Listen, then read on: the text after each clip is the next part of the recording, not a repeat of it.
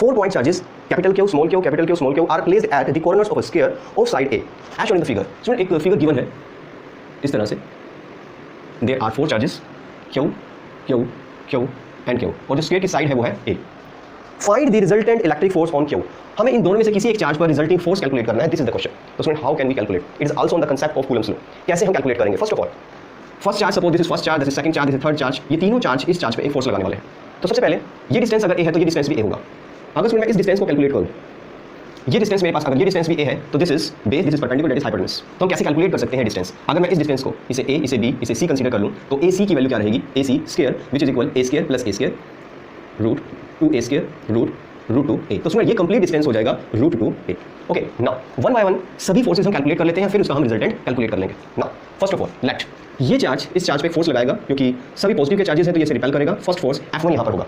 इसी तरह ये चार्ज इसके ऊपर फोर्स लगाएगा, ये इसे रिपेल करेगा, दैट इज F2. और आप देखेंगे स्मॉल क्यू कैपिटल क्यू पे लगा रहा है, स्मॉल क्यू कैपिटल क्यू पे फोर्स लगा रहा है, दोनों का डिस्टेंस सेम है. तो जो F1 और F2 होगा दोनों सेम रहेंगे, जिसका मैग्नीट्यूड हम कैलकुलेट कर रहे हैं 1/4 pi epsilon not, which is K Q upon A square. Now ये चार्ज इस चार्ज के ऊपर फोर्स लगाएगा. लेट्स सपोज इस फोर्स को हम F3 से डिनोट कर रहे हैं, दैट इज F3. तो उसमें F3 की वैल्यू क्या रहेगी? Which is K Q square upon distance. ये चार्ज और ये चार्ज एक दूसरे से रूट 2a डिस्टेंस पर है, तो root 2a square K Q square upon 2a स्क्वायर. सो सबसे पहले अब हमें क्या करना है, यहाँ पर 3 फोर्सेज हैं. ये जो 2 फोर्सेज हैं ये दोनों के दोनों एक दूसरे से 90 डिग्री पर है. तो यहाँ हम वेक्टर लॉ एडिशन लगा सकते हैं. मैग्नीट्यूड हम कैलकुलेट कर रहे हैं.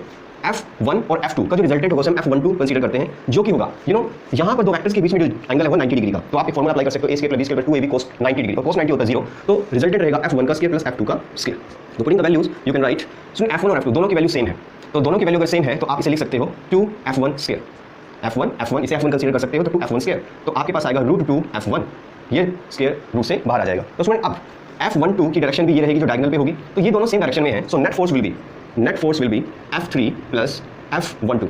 सो यू कैन राइट F3 रहेगा K Q square upon 2a square plus this one root 2F1 and F1 is K Q upon a square. तो उसमें यहाँ से अगर हमें थोड़ा सा अरेंजमेंट करना है, कुछ कॉमन निकाला जा सकता है. सो F नेट विल बी, क्या कॉमन आ रहा है? K also Q capital Q also a square, क्या रहेगा यहाँ पर Q आ चुका है, Q आ चुका है a plus root 2 small q. So this is the right answer. Okay, so this will be the net force on the charge.